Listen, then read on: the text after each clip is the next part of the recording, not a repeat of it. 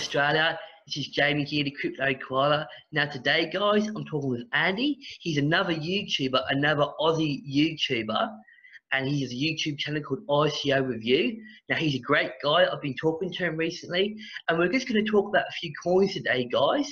A couple of ICOs, and we're going to talk about a coin that's been through its ICO stage. Now, Andy, good to see you, mate. So, yeah, mate, what have you got for us today? Jamie, I'm glad we could finally make this happen. This is an awesome opportunity, and I really feel like we need to make this happen with a lot of other up and coming crypto YouTubers. But for now, really happy to be here, man. Thank you. Yeah, So, no worries, man. Great to be here. So, right, while we were off air, and let's play it loose. Let's try and chill. While we were off air, we started, throwing a lot of ICOs back and forth, trying to figure out what's about. And I brought up this one here for you because honestly, I think they need more attention. They're an up and coming, and when I say up and coming, I mean they're only just touching on. Oh, I'm not sure I can even say. They're coming up to pre-sale is what I'll say, but I will add, if you join the Telegram, you might get a pleasant surprise. Yeah, okay, that sounds interesting. They've got a good way of trying to up the hype in a very, very discreet manner. They've done that very well, but it bugs me because I want to put things out there, but they've got me on a leash at this point, unfortunately. Yeah, they're only giving you snippets at a time. Exactly that, man. Exactly that.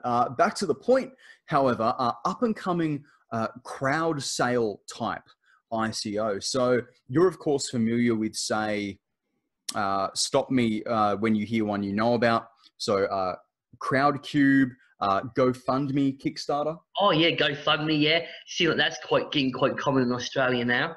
Yeah, exactly that. I think this week or last week, I've had at least 2 promoted adverts on my Facebook, or maybe they were just shared, but either way, they're starting to penetrate the social media, even if it's just for little things like belts or wallets with a particular twist, somebody trying to get their artisanal product out there. The Kickstarters and the coin cubes are quite popular. But another thing that we mentioned earlier off camera was I was involved in the fitness industry, right? And one thing that's really common in the athlete world right now are competitive bodybuilders using Kickstarter when they've injured themselves, or GoFundMe, more to the point. I've got an acquaintance that uses, she unfortunately stuffed the back, in a bodybuilding activity, and is using that actually to fund the surgery, which is, it's a fantastic application, really. And to be perfectly fair, it wasn't entirely her fault. Did you know, however, that these platforms typically take about 5% of the funds raised from each campaign? No, I didn't. I knew recently there was a thing on Current Affair where you had these people in the shopping centres, and they used to go and try and get people to join these charities and these crowd funds. And he ended up taking a huge amount of money, something up to 80–90%. Yeah. So yeah, there was a middleman involved, and I think this would be the case here, Andy. So yeah, tell us more about that, mate. I like that you dropped the word middleman, Jamie, because that's what's fantastic about what's happening in the crypto space at the moment is, by decentralizing absolutely everything, we're cutting all those middlemen out. LBRY in the rent space, or these guys in the crowdfunding space. So what they're proposing is that by entering the ICO space and funding the whole project through the release of a token, they're proposing that they're able to do a crowdfunding platform without any fees. So I've been using this example, and it's a bad example, but it's always the first thing that comes into mind. Little Timmy's got cancer, which is a terrible way to start. Yeah, it's a good example, yeah. And it's worse because then the gallows humor kicks in and you laugh. But, so we've got little Timmy, right? So let's say cancer treatment or raising funds for, say, a nominated charity, you get $100,000.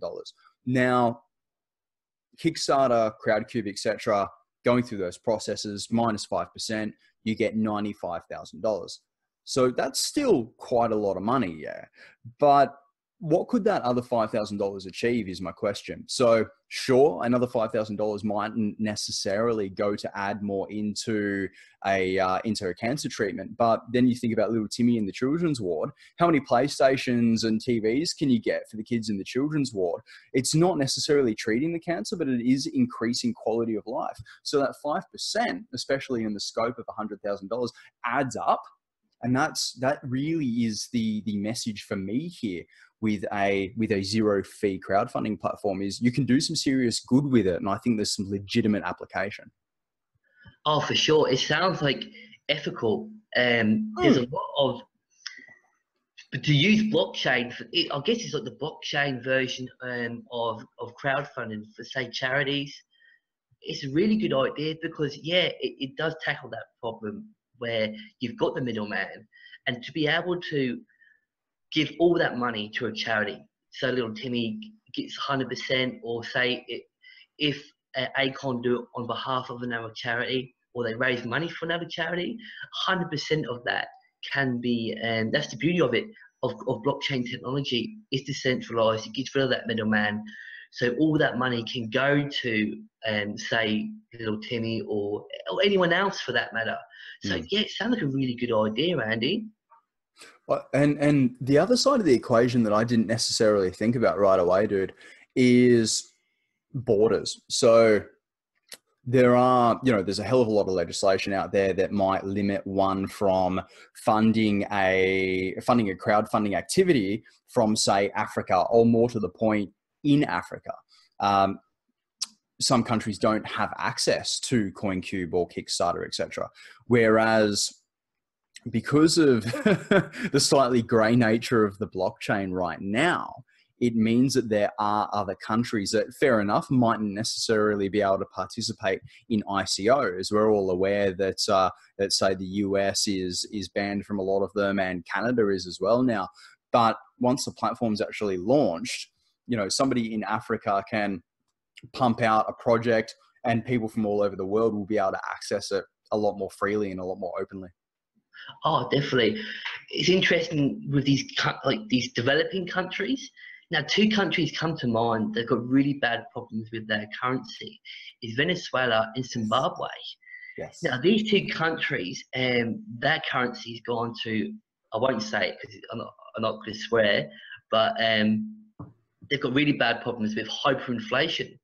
So they're having trouble trying to get access to these crowdfunding projects, or just of any developing country in general, just to be able to gain access to something like this to help them out.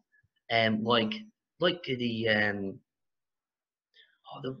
the Red Cross Foundation, or just something like that, a foreign charity in them countries that's helping out with humanitarian aid and stuff like that. So being able to access Acorn in, say, developing countries like Venezuela with really bad hyperinflation, or Zimbabwe with hyperinflation, and being able to access, to be able to get involved with Acorn would be really good. Yeah. And I think that the way you've kind of explained it and expanded upon it there, I can see you doing a pretty decent interview with the team as well. I want to see that happen. Yeah, well, maybe down the track. Yeah, I wouldn't mind talking to them, because this seems like a quite interesting project. Yeah, I just hopefully they're still an ICO stage. So might be something I might need to look at. Because it sounds like just more of a charitable one. Because like the Smart Cash caught my eye, because it sounded like something that's doing really well for the community. So it sounded like it was something that was good for humanity. Yeah. And that's what I like about blockchain.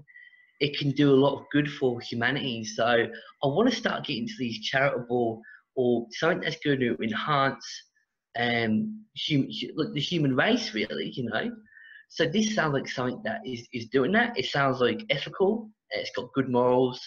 So yeah, for that reason, I most probably will look into this, and hopefully I can do an interview down the track with these guys.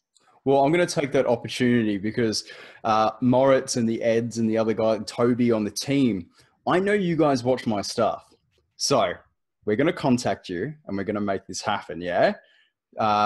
Either contact me contact Jamie and we'll see what we can G up. I've called you out on a YouTube video, Yeah. which is super cheeky.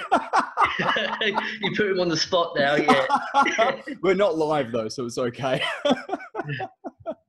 Well, while we're talking about good morals and we're on that kind of that fluffy note, should we go over to Guardian?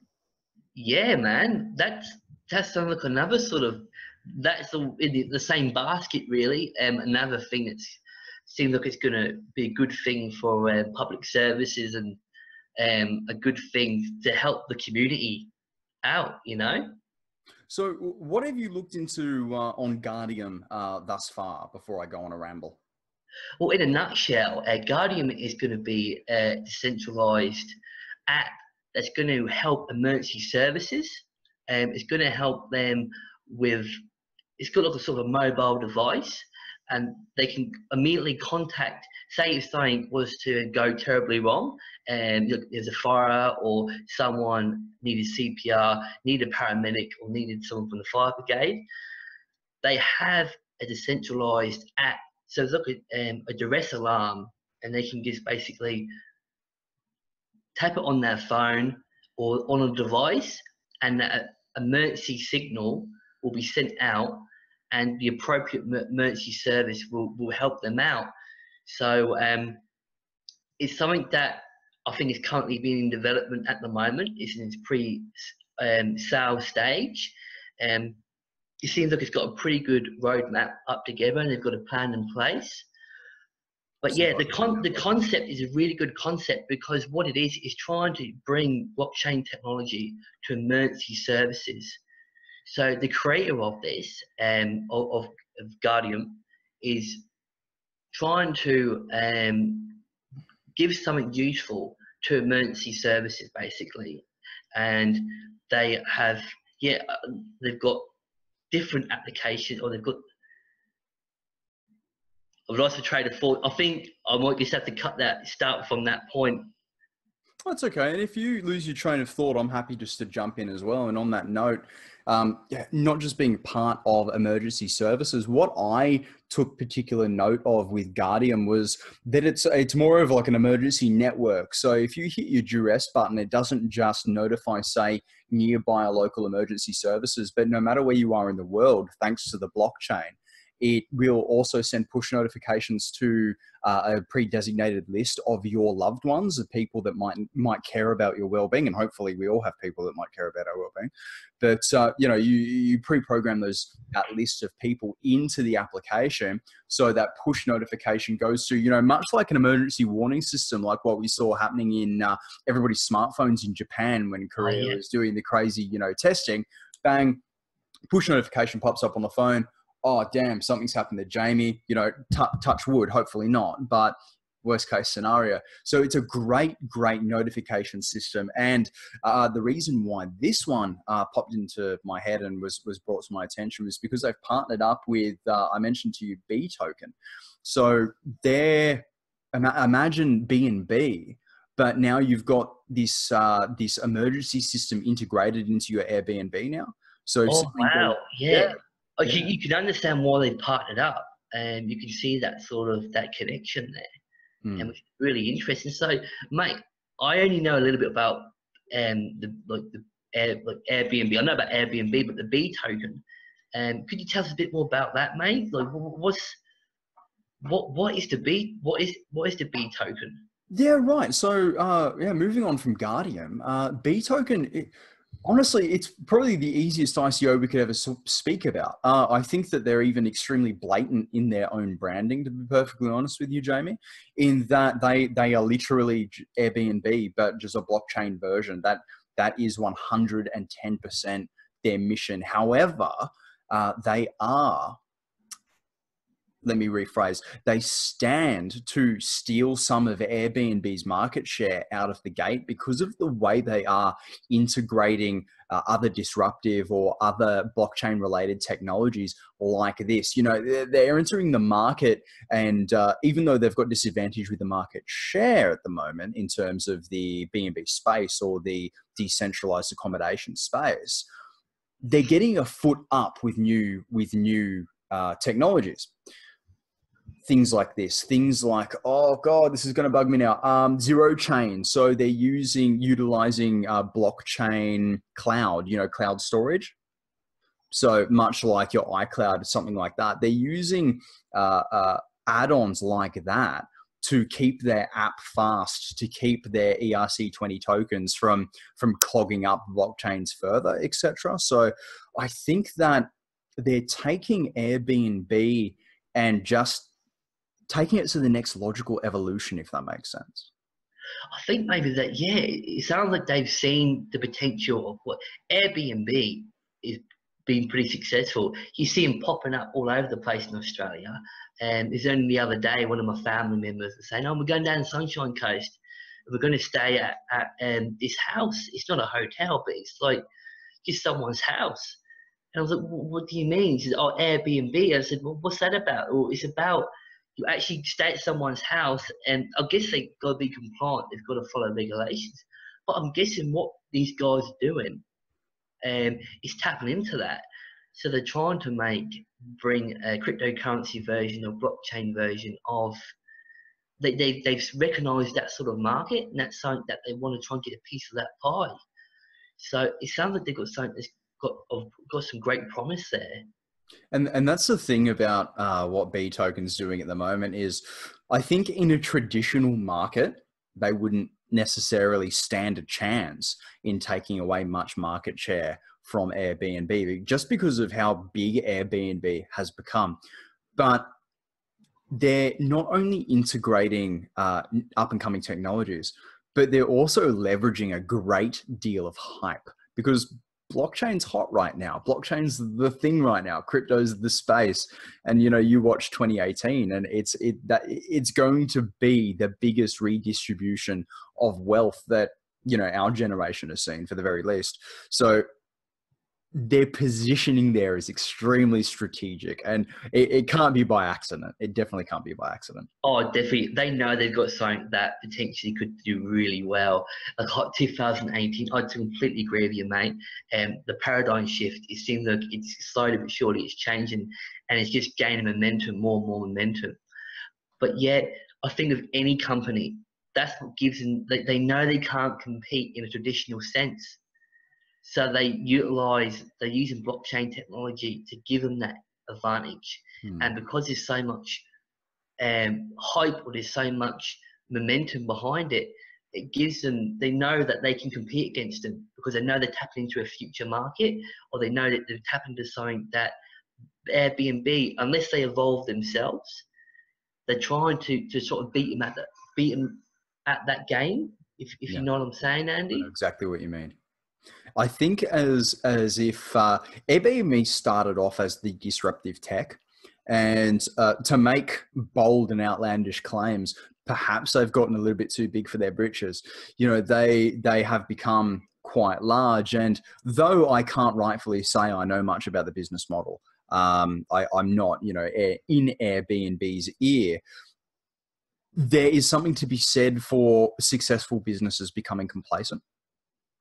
So something like this coming along, it forces evolution in the free market, if that makes sense, in terms of free market capitalism. So, I'm all for it. And just on going back to the ethical note, I'm all for it, because these guys are bringing, people like Guardian to the forefront. I had never heard of Guardian, but the hype, again, that hype train that Beetoken is leveraging is bringing other projects along with it. Giving other smaller and I was about to say more deserving, but that's not the correct turn of phrase, but highly ethical and well-intending projects that mightn't necessarily get the same attention because they are so niche, they're along for the ride now, which is fantastic. And I'm not so much Zero Chain. Zero Chain's very tech, but there is another partnership Beetoken has fired up recently. And I'll be honest with you, the name escapes me, but it's a very, very high moral project as well, in terms of young entrepreneurs sharing ideas and trying to change global marketplaces. While we talk, I might actually see if I can find that. Yeah, no worries. Well, we've talked about Guardian, and we've talked about Acorn Collective. and we've Correct. talked about we've talked about the Beetoken and B. So all three of them, you link them together, and they are quite a charitable. They've got that moral, ethical sort of sense. So good that they're all in a way that there's some sort of connection there, and they're all sort of helping each other out, and they're all along for the ride. So it's good that these are coming into the space, and these sort of ICOs and projects are becoming more and more popular because it has that ethical, because it has that good feeling about it. It's really good to see that that these projects are coming along, and they are geared for the community. That they know they've got potential. They know they're doing. They know that they got a real life application to them. So yeah, no, it's really good, man. So I guess this is the Beetoken, is it? Yeah, this I'm just on Beetoken's Medium here, because obviously Medium being the main outlet for their news stream here. It's dare me to say this 3 times fast. Serendipia, I think it's pronounced, but that's another quite well-minded ICO, but we'll maybe talk about that in greater depth in the future, because I didn't even realize that we've already covered off on 3 ICOs, which was actually what was intended for this chat. So that flowed quite well.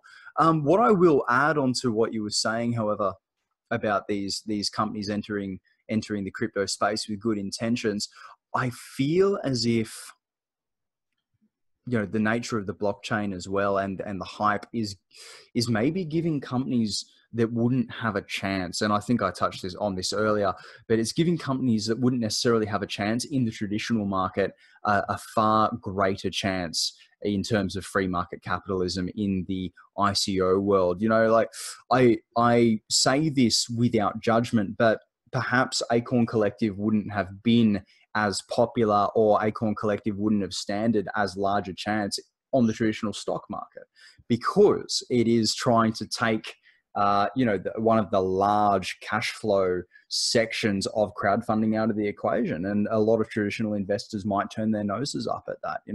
I'm not entirely sure how friendly a world traditional stocks are for disruptive technologies. Like, what are your opinions on that? Well, I think with ICOs, and that's the beauty of ICOs, they're so good for the crowdfunding. That's something that's proven to be really successful recently. The amount of money that can be put into a project, and if they're adopting this blockchain technology, it does give them that slight edge over traditional markets. And that's something that if they was to go toe to toe with these, like Airbnb, if Beetoken was to go in competition with Airbnb, you'd think, well, would investors be interested in, like traditional investors, would they be interested in it? I don't know. I think it'd be very hard unless they've got a really big marketing campaign and they've got a really big team. That's the thing. You could have a small team, long as they're decent, you've got a good plan in place, you've got a good idea, you set up an ICO, long as you've got something that is going to be practical and useful, you can set up an ICO and you can get people that will invest in it. And that's so good. And you could, a lot of that's the sad reality of it is that if you're a company and you're not getting into ICOs and you're trying to raise money to set up a company, it's very, very hard. It's very, very hard. So ICOs in this sort of is so good. That's why this modern and this new way of raising funds, this new approach is so much easier. It's so much easier to invest. The prospect back in the day to just get into shares or get into stocks, and it cost a fortune to set up an account to get into trading stocks, to invest in a company. Now it's so much easier. I can teach my mum, I can teach my next door neighbor, I can make a YouTube video on how to set up a CoinSpot account. And you can learn about it, and the average person, and that's why a lot of these ICOs can tap into more of a common more of the common man, they can access these projects. And so yeah, that's what I think, Andy. That's what I reckon. It's really good, especially these ethical projects that are able to gain access, or they're able to be funded by a lot more broader people and easier. And, you know, look at Acorn here. Even though the team has grown since I was first made aware of them, you can still fit the team on one page, you know, not even a whole page, really. You know, if we printed this out, they're a small mob. And, you know, you think about maybe Silicon Valley startups when they were still happening in people's garages is probably the closest thing you can equate to this. And we both know that the time of that has mostly moved on. And as you said, it's far more accessible. Oh yeah, like the .com boom. You'd have companies that I'll just go back, maybe I don't know, go back with Bill Gates started up. Just to start off with a small company with Microsoft, and back then just having a small team to been trying to raise the funds, like, would have been so hard. You look at this team here, or a lot of these ICOs. It's not always the quantity, it's the quality. You can have a small team, as long as you've got a good marketer, as long as you've got a good good leadership. You've got someone who can develop front and back end applications, and with a good understanding knowledge of blockchain. And they've got someone who's got a really good idea. If you've got a good core team and you've got some good advisors there to help them out, that's got experience, you know, you've got the makings of a successful ICO there. Oh, for sure. And, you know, you take, you want to have a look at proof in the pudding for advisors, and David Ives there, going back to talking about Acorn, we're being very tangential with their ICOs. You know, he was part of the building team for Crowdcube, you know, which has one of the biggest market shares of all the crowdfunding platforms in the world, you know, so they're the brains that these guys are picking. So yeah, I think what you're saying is right on the money, my friend. Yeah, well, there was one guy in particular, and he was over in Guardian, and he was an advisor. Now, you have to bear with me because I just, I don't even get him out. I just can't remember his name. But that's William. I can't pronounce his name. Is it Magama? I don't want to get his name wrong. How can you read that? William, if you ever see this video, I'm sorry. I'm not going to. Sorry, guys. Bo, yeah, and Bo mentioned him the other day, and I've seen him on Twitter, and I've been following him on Twitter. And this guy, he knows his stuff, and he's very clever, and he does really good articles. And when I was going through Guardian, I was checking out Guardian, he instantly he stood out. He said, I know he's someone who's got experience, and I even got him on LinkedIn as well. So yeah, I can't help myself. Yeah, just someone like that. You know, you get familiarity over time. You get familiarity with people who they've been for a project in the past, and you get familiar with them. So I'll just say, for example, look with Bitcar. Now, some of their team members have moved over from Power Ledger, and this is what got me interested in Bitcar, because it had some of the core team members moved over from Power Ledger to Bitcar. So over time, you get to see, you start to recognise the faces, especially if they're writing good articles and are doing really good publications. So yeah, this guy, William. Sorry, I can't say your surname, mate. Yeah, if you've got someone like that advising you and your team, it's really good. It's saying there's a lot of good people out there that, something to look for when investing. It's just have a good research and a good background check of their team. Yeah. Oh yeah, this is Bitcar. It's an Australian ICO, and recently done a video on. But yeah, this could be something that you might be interested in, Andy, down the track, and could be something. But just going to quickly say this, guys. With all ICOs, like Andy and I, we're just a couple of Aussie guys. We like making YouTube videos. Yeah, we're not financial advisors. You guys, it's good to go out there and do your own research. Try and look at multiple YouTubers, and look at multiple platforms and try and get an informed decision on when you're investing. Just put that out there, guys. Just a quick disclaimer and just why we're in this video. So yeah, guys, make sure you do your due diligence and you check out your research before you invest in these ICOs. So yeah, Andy, this is the Bitcar, mate. Bitcar, the ICO starts pretty soon. 18 days and 19 hours. That's what it says there. So yeah, guys, it's something that's an up and coming Australian ICO. So yeah, Andy, that's really about it, mate. We've covered quite a few ICOs today. We've had a good touch base on a good amount. That's actually ended up being a little bit more fruitful than even what we intended. I brought Bitcar here up just for anybody that heard the name and was a little bit curious as to what it might be. So anyway, that is a bit of a touchstone for anybody that was curious about what Bitcar actually was. But I think the honorable mentions today go to Guardian and go to the Acorns Collective. But I don't know, I feel like we could keep talking about ICOs forever and a day. However, I think we've actually been recording for an hour, so there's going to be a bit of editing for both of us to do. Yeah, we've only initially meant to be doing it for about 10 minutes, and we're only meant to be doing only a few of the main ones, which is Acorn, Guardian, and then a quick mention about Beetoken. But yeah, it's just, I don't know, you get on a roll and you just like talking about them. Hey, it's pretty exciting, some of these ICOs.